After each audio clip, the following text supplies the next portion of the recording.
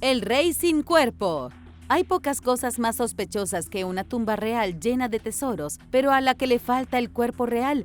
Y sin embargo, eso es exactamente lo que los arqueólogos acaban de encontrar en la provincia de Henan, China. Una megatumba recién excavada de la cultura neolítica Dawenkou ha resultado ser menos un lugar de descanso final y más una escena del crimen histórica.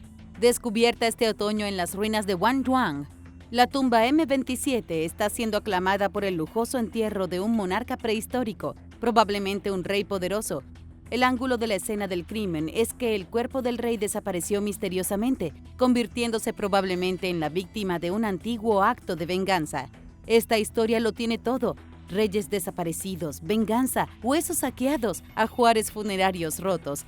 Y para colmo, el descubrimiento de la tumba 27 está obligando a los expertos a replantearse la escala, la complejidad y la importancia geopolítica de una de las culturas neolíticas más enigmáticas del este de Asia. Incluso puede marcar la primera evidencia concreta de una verdadera ciudad capital prehistórica, una que prosperó hace unos 6.000 años. Eso fue mucho antes de que la dinastía Xia y Shang establecieran los cimientos históricos de China. Fue mucho antes de que la gente prehistórica construyera Stonehenge. Nunca antes los científicos habían encontrado un reino prehistórico de esta magnitud. Está cambiando la historia. Permítame comenzar con los números, porque son asombrosos para los estándares neolíticos. La tumba M27 mide más de 4.5 metros de largo y casi 3.6 metros de ancho, comparable a las dimensiones de las tumbas dinásticas tempranas un milenio después, pero lo impactante se encuentra dentro del ataúd de doble capa, donde los arqueólogos encontraron más de 350 ajuares funerarios. Entre los tesoros había casi más de 200 artefactos de jade, como anillos, tubos, colgantes y herramientas. El jade es bastante genial, pero el ataúd también estaba repleto de instrumentos de hueso pulido, hileras de mandíbulas de cerdo y cerámica tan refinada que podría confundirse con reliquias tempranas de la Edad del Bronce. Es una lista de botín digna de un rey, y eso es exactamente el problema. No hay rey en el ataúd. El cuerpo está notablemente ausente, aparte de unos pocos huesos de los dedos del pie y signos de profanación violenta. La tumba fue obviamente atacada y el rey fue secuestrado. ¿Pero por quién? Si hubieran sido saqueadores de tumbas, habrían robado los artefactos. En cambio, los artículos de jade fueron deliberadamente destrozados. Los vasos ceremoniales fueron rotos. El esqueleto del rey incluso pudo haber sido destrozado. La tumba parece haber sido asaltada casi inmediatamente después de su construcción, no con fines de lucro, sino como una inconfundible declaración política. Alguien quería borrar a este rey de la memoria y casi lo logra. Y recuerden, chicos, esto fue hace 6.000 años, antes de que supuestamente existiera la civilización humana en China. Claramente la civilización ya existía. Es hora de conocer a la cultura Dawenkou, 4.000 a 2.600 años antes de Cristo. Durante mucho tiempo han sido considerados una de las civilizaciones neolíticas fundamentales del este de China. Por lo general se las describe en la cortés taquigrafía académica como cacicazgos complejos, mejor conocido por su exquisita cerámica, ritos funerarios y estratificación social temprana. Pero el sitio de la tumba M27 exige una seria mejora de estatus. Esto no es un asentamiento ordinario, declaró la líder de la excavación, Xu Guanghua. Esta fue una capital. Y tiene razón, M27 es una tumba en un sitio arqueológico más grande que puede haber servido como la primera ciudad capital jamás construida. La procedencia de 45 tumbas ricamente dispuestas en las proximidades, con M27 como pieza central, sugiere que este era un centro político. Solo piensa en la escala de la mano de obra requerida para construir estas estructuras funerarias, o los cientos de artículos de lujo que tuvieron que ser elaborados para colocar en la tumba.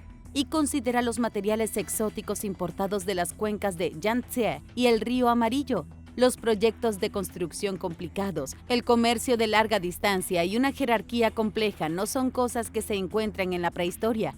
Todo esto implica una sociedad bien organizada y jerárquica, con control regional y socios comerciales a larga distancia, lo que significa que la cultura de Dawenkou estaba muy adelantada. Estaban por delante de los griegos, los sumerios y los egipcios. ¡Caramba! Egipto ni siquiera existía todavía como nación. Aún más convincente es la diversidad de los artefactos. Algunos jades parecen provenir del Liaoning o del Bajo Yangtze. Cierta cerámica luce el estilo de las llanuras centrales.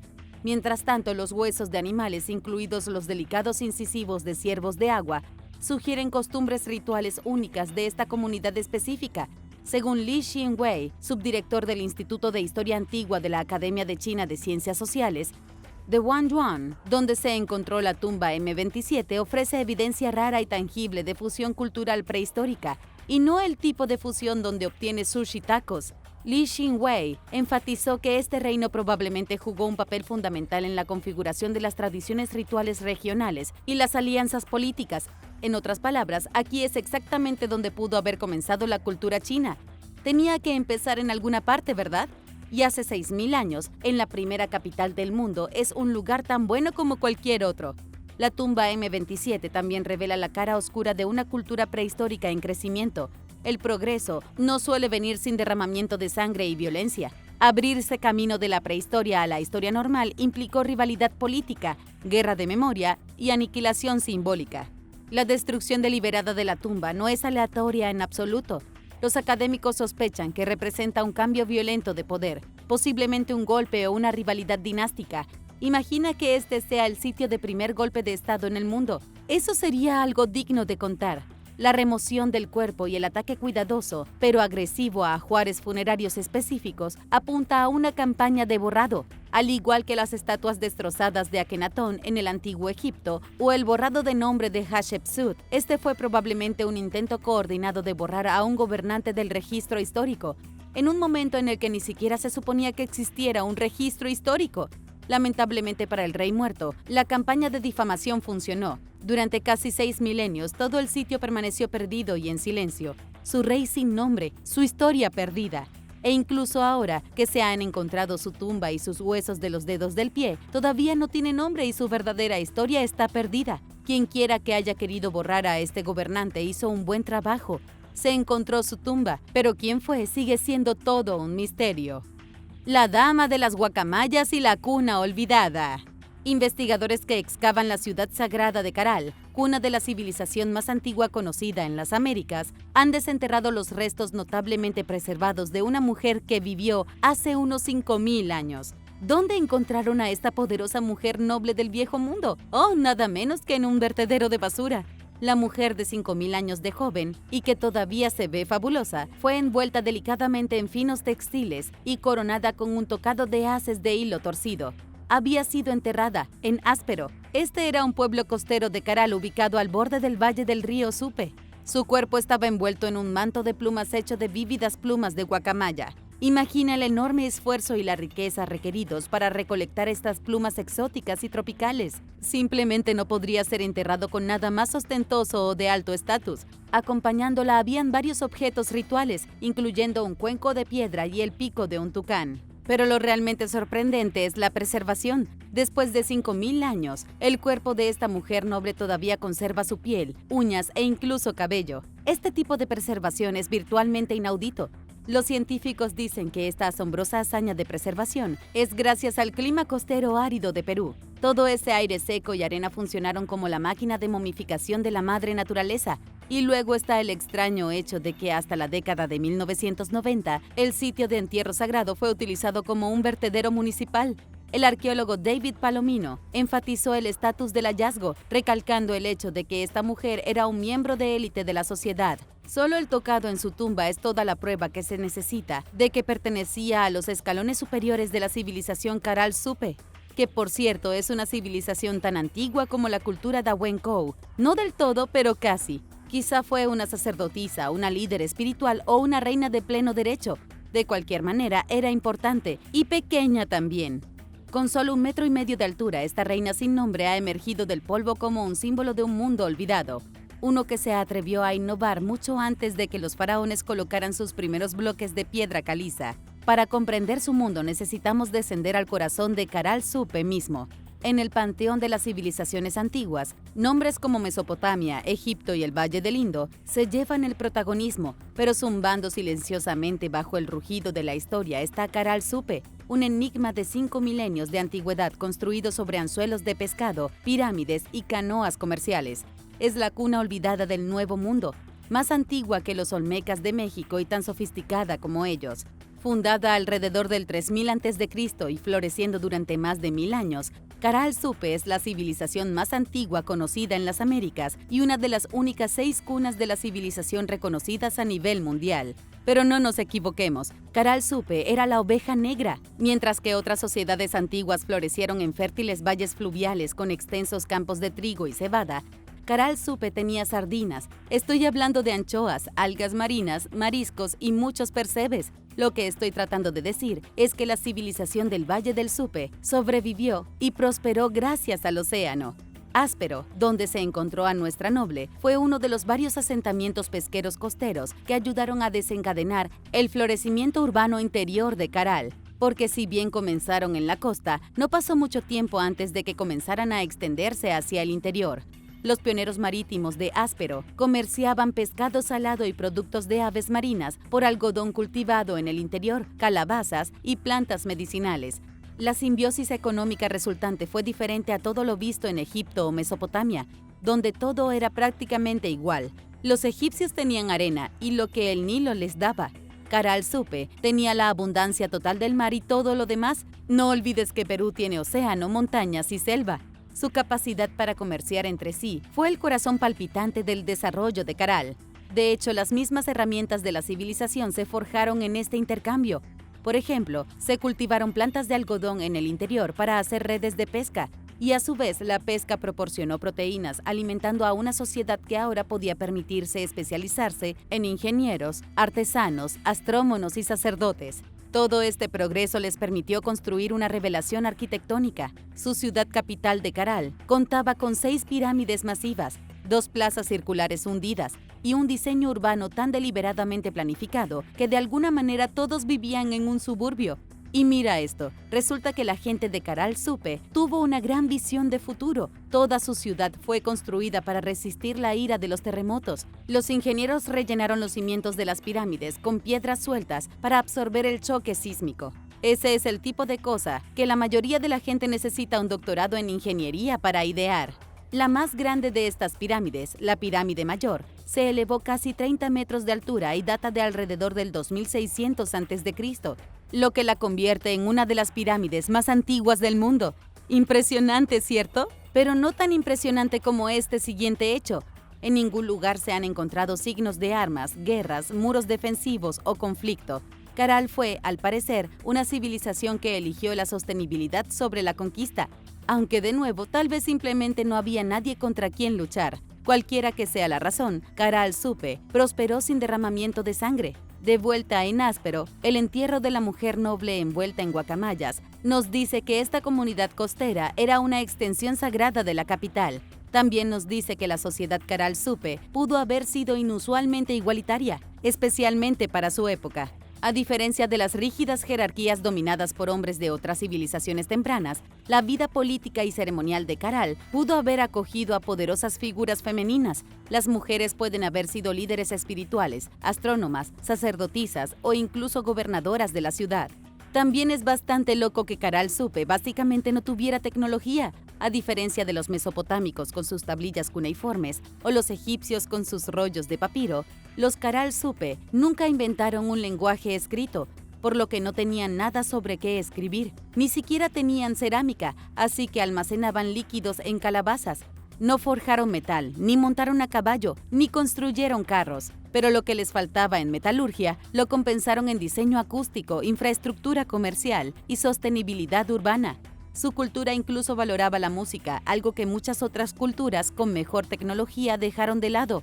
Se han recuperado flautas de hueso y zampoñas que probablemente se usaban en actuaciones en los anfiteatros hundidos de Caral. Imagina un concierto nocturno junto a una pirámide, iluminado por la luz del fuego y resonando con armonías de caña, mientras nuestra mujer noble cubierta de guacamayas preside las ceremonias de apertura. Desafortunadamente, sin embargo, todo el imperio debe caer. Para el año 1800 a.C., Caral Supe había sucumbido a la sequía. Sus ciudades fueron abandonadas gradualmente, su historia fue enterrada gradualmente y a veces literalmente enterrada bajo la basura. Nadie supo que esta gente existió en nuestro planeta hasta su redescubrimiento en el siglo XX, gracias en gran parte al trabajo incansable de la arqueóloga Ruth Shady.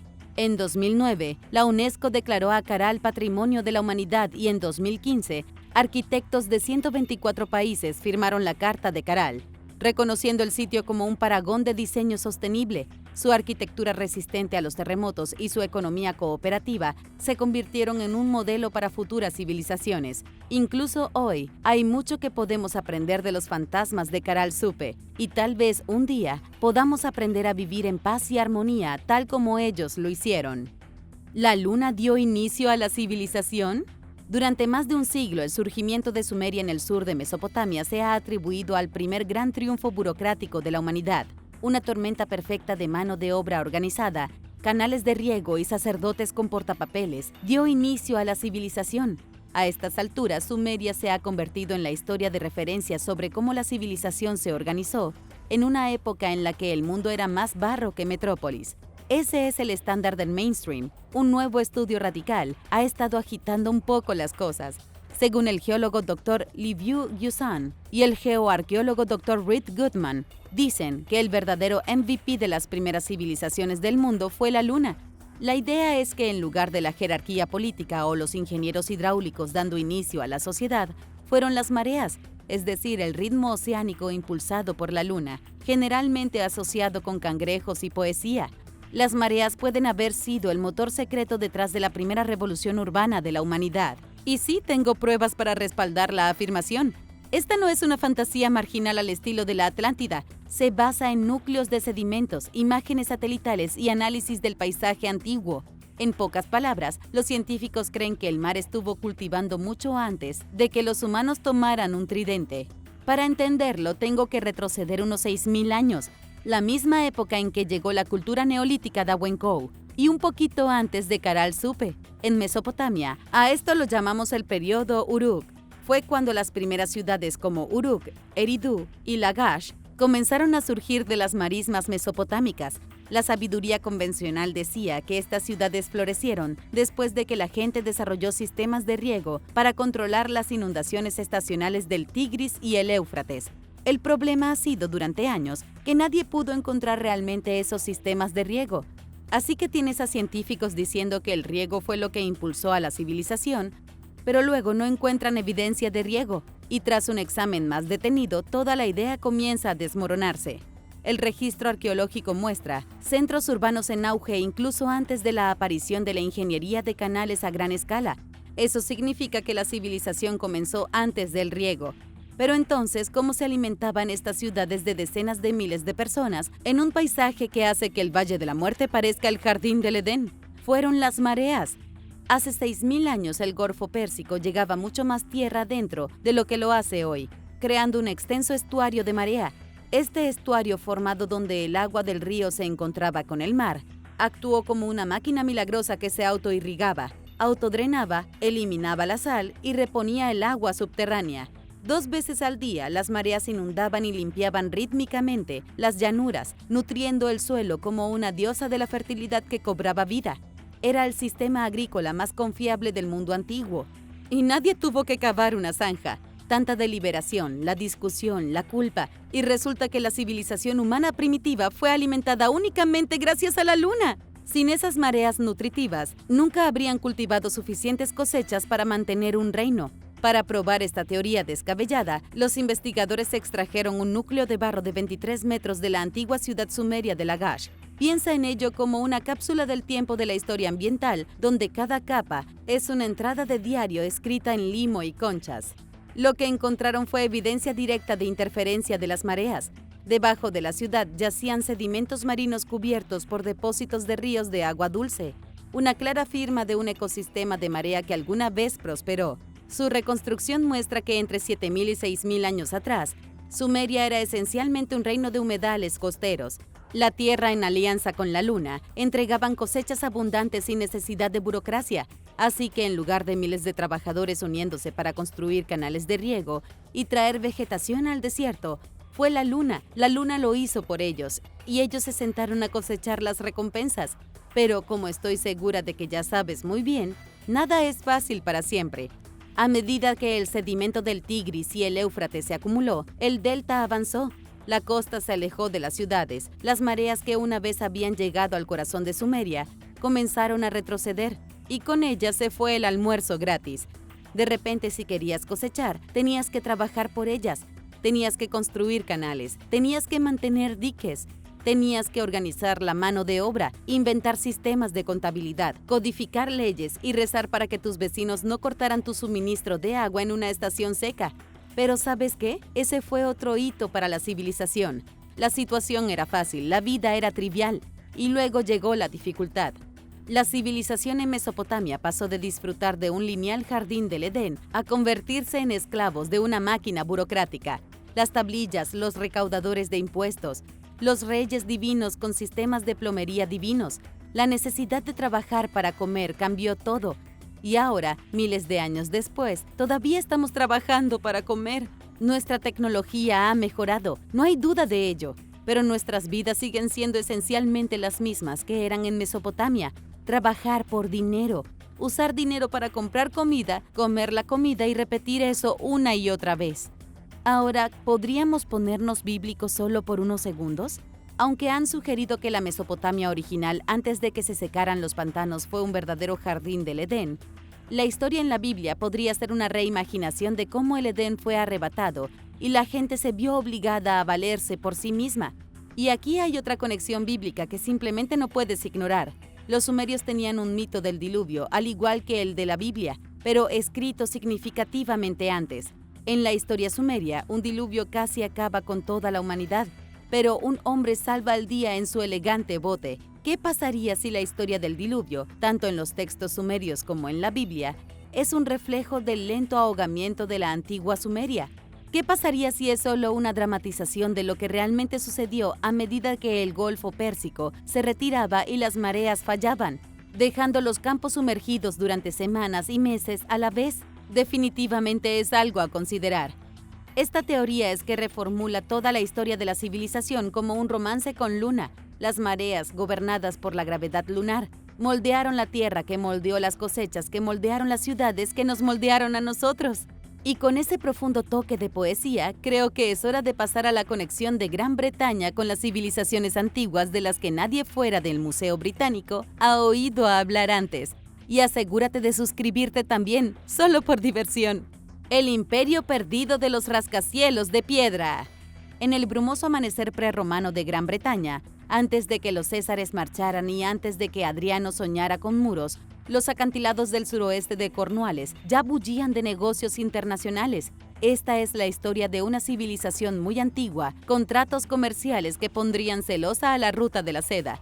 El estaño británico se enviaba desde Cornualles a partes distantes del mundo. En el corazón de este antiguo imperio comercial de estaño se encontraba una misteriosa isla mediterránea conocida como Cerdeña. Si bien hoy en día es el hogar de los italianos, solía ser el hogar de la civilización nurágica. El pueblo nurágico construyó torres de piedra del tamaño de castillos, elaboró vino con uvas silvestres y actuó como intermediario, conectando la Gran Bretaña prehistórica con el mundo más amplio de la Edad del Bronce. Lo estaban haciendo de maneras que apenas están comenzando a emerger de la niebla arqueológica. Pero primero, una lección de química.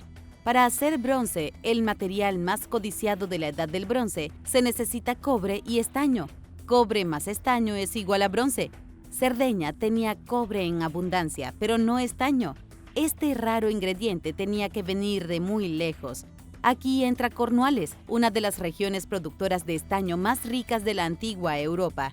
Hace 3.300 años se forjó una asociación poco probable, pero económicamente viable.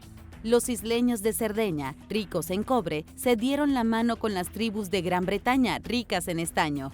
Análisis metalúrgicos recientes muestran que el estaño de Cornualles viajó miles de kilómetros desde los acantilados azotados por las tormentas del suroeste de Inglaterra hasta puertos en Israel, Turquía y Chipre. La parte impactante es que las tribus británicas no eran las que hacían el viaje. Los intermediarios más probables fueron los comerciantes sardos, cuyo alcance se extendía desde las islas británicas hasta el Medio Oriente. Así que el extremadamente misterioso pueblo nurágico compraba el estaño, usaba tanto como necesitaba y luego vendía el resto a tierras distantes. Esto no fue solo comercio, fue un andamio civilizacional. La cultura nurágica de Cerdeña es como algo de una novela de fantasía que los arqueólogos descubrieron accidentalmente. Entre el año 1800 y el 500 a.C., construyeron más de 10.000 colosales torres de piedra, conocidas como nuraji. No eran graneros insignificantes, eran rascacielos prehistóricos, algunos alcanzando los 30 metros de altura, y con techos de bóveda porilada, almenas, escaleras de caracol y paredes de hasta 6 metros de grosor. Honestamente, cada uno de estos nuraji parece, al menos para mí, una torre de mago abandonada. Se siente como algo que encontrarías en un juego de calabozos y dragones, no en una isla italiana. Muchos nuraji se convirtieron en complejos fortificados del tamaño de manzanas enteras, algunos hasta de 20 torres y 365 metros de muros interconectados. Contaban con enormes habitaciones abovedadas, pozos gigantes, acueductos y áreas de almacenamiento que podían alimentar ejércitos. El pueblo nurágico fue el primero en Europa en dominar la arquitectura monumental a esta escala. Siglos antes de que Roma siquiera pensara en ladrillos, los nurágicos eran los Dawenkou o los Karalsupe, una civilización original al borde de la prehistoria. Pero los nurágicos eran un poco más avanzados que estos otros. Tenían velas y no temían usarlas. ¿Y a dónde navegaban estos sardos? A todas partes. Naufragios frente a la costa de Devon revelan embarcaciones que transportaban estaño de Cornualles, artefactos sardos y bienes de Iberia. Es casi seguro que los comerciantes sardos dejaron estaño en Turquía e Israel, donde análisis metalúrgicos han vinculado antiguos lingotes con fuentes de Cornualles. Mientras tanto, el Canal de la Mancha funcionaba como un carril expreso prehistórico, transportando estaño y cobre hacia el norte, a Escandinavia, y ámbar y artefactos hacia el sur, a Iberia y el Mediterráneo. St. Michael's Mount, una isla de marea empapada de mitos frente a Cornualles, pudo haber sido un puerto comercial central hace más de 3 milenios.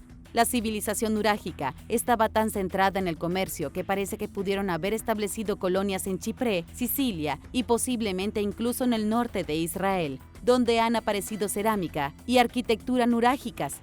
Esto fue un 2 por 1, chicos. Había una civilización misteriosa y sin nombre que proporcionaba el estaño en Inglaterra, y estaba la civilización nurágica vendiendo el estaño a todo el mundo.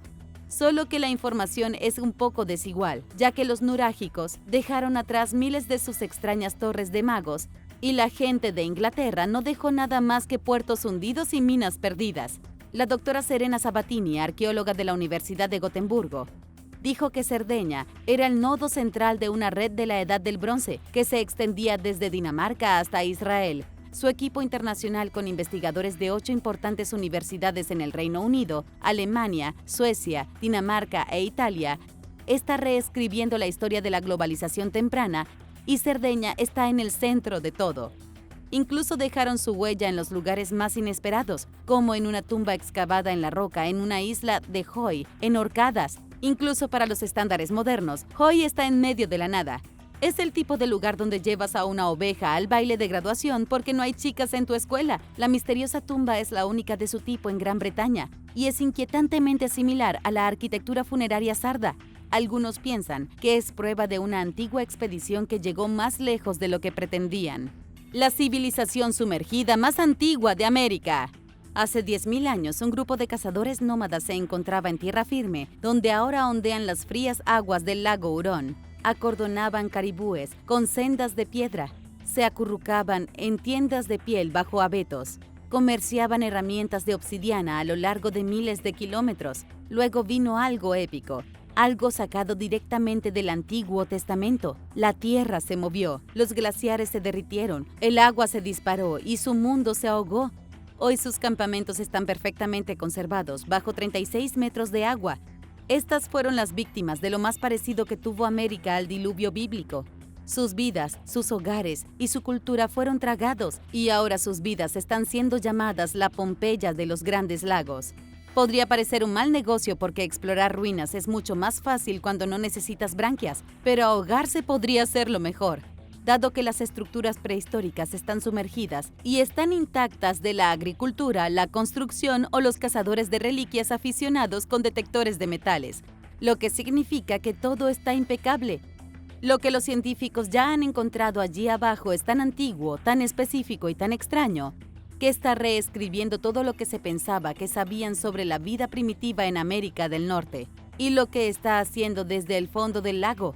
Comenzó en 2009, cuando arqueólogos de la Universidad de Michigan Se armaron con sonar y abordaron una embarcación apodada el Blue Traveler. Vieron una curiosa formación en el lecho del lago, una línea de piedras de 350 metros. Lo que la hizo tan curiosa fue su simetría. Bastó un vistazo para que los expertos se dieran cuenta de que no era solo un cúmulo de rocas natural. En cambio, los expertos piensan que era una senda de arrastre, un antiguo sistema de embudo para caribúes diseñado por humanos que entendían los patrones migratorios mejor que la mayoría de los cazadores modernos. A medida que el equipo profundizó en su investigación, descubrieron una asombrosa variedad de características hechas por el hombre. Encontraron cosas como pozos de caza, utilizados para emboscar manadas, muros y líneas de piedra para dirigir a los animales hacia las trampas, y áreas para dormir y refugios, a menudo dispuestos alrededor de pozos de fuego. Este lugar en particular es el lecho del lago, ahora llamado el corredor Alpena Amberley. Fue una vez un ajetreado sendero de caza, un coto de caza sagrado y quizás incluso un punto de encuentro prehistórico. Piensa en el Times Square de la Edad de Hielo, solo que más húmedo y con más mamuts. No habían ciudades, ni granjas, ni herramientas de bronce, solo manadas de caribúes y humanos construidos como maratonistas. No habrías visto demasiadas barrigas de cerveza en aquel entonces. Estas personas eran delgadas, rápidas y vestían lo que fuera que pasara por Gore-Tex en el año 8000 a.C. El paisaje simplemente se veía diferente. La escorrentía glacial aún no había inundado los grandes lagos a sus profundidades modernas. Las cataratas del Niágara eran solo un mero goteo. La capa de hielo laurentino todavía se cernía cerca, pero no por mucho tiempo. La capa de hielo ya estaba retrocediendo como un villano malhumorado al final de una película de superhéroes. A medida que se retiraba, reveló tierra habitable, atravesada por ríos y salpicada de lagos, haciendo del corredor un bien inmueble de primera para la casa mayor y la gente que la seguía. Desde los satélites de hoy todavía se pueden distinguir los contornos de esas antiguas costas debajo de la superficie del agua. Algunas de las 35.000 islas de los Grandes Lagos fueron una vez las cimas de montañas en un mundo ahogado anterior al diluvio. Lamentablemente no tengo un nombre para esta cultura y quizás nunca lo tenga. La investigación innovadora que expuso a este mundo perdido a los científicos podría estar llegando a su fin. La financiación para el proyecto del lago Hurón se está agotando a pesar de su importancia global para descubrir la verdad de los orígenes humanos. El gobierno no está interesado en financiar la investigación, por lo que esta podría ser la última vez que escuche sobre la cultura prehistórica del lago Hurón. Es como descubrir la Atlántida, luego encogerse de hombros y decir, volveremos después de que cierre el trimestre fiscal. No puedes simplemente volver a esto más tarde, así no funciona la arqueología. Así que por ahora las preguntas que podrían responderse seguirán en el limbo, en las turbias profundidades. ¿Cómo interactuaron estos nómadas con personas a miles de kilómetros de distancia? ¿Por qué sus artefactos difieren tan radicalmente de las comunidades terrestres? ¿Eran estos cazadores migrantes estacionales o residentes permanentes del corredor ahogado? A menos de que regrese la financiación, tú y yo quizás nunca lo sepamos. Las sendas del arrastre permanecen en silencio. Las herramientas seguirán intactas y los susurros de una civilización de 10.000 años permanecerán atrapados bajo 36 metros de agua dulce y helada. Así que tal vez, solo tal vez, la verdadera tragedia no es que este mundo se perdiera bajo el lago Hurón cuando lo hizo. La tragedia es que estamos permitiendo que siga enterrado. Porque si no protegemos nuestras historias más antiguas, ¿quién nos recordará dentro de 10.000 años? Si tuvieras que ser una persona prehistórica en algún lugar, ¿preferirías Norteamérica, Sudamérica, Mesopotamia o China? Déjame saber en los comentarios y gracias por ver el video de hoy. Me divertí mucho y no puedo esperar a verte de nuevo en el próximo video. ¡Adiós!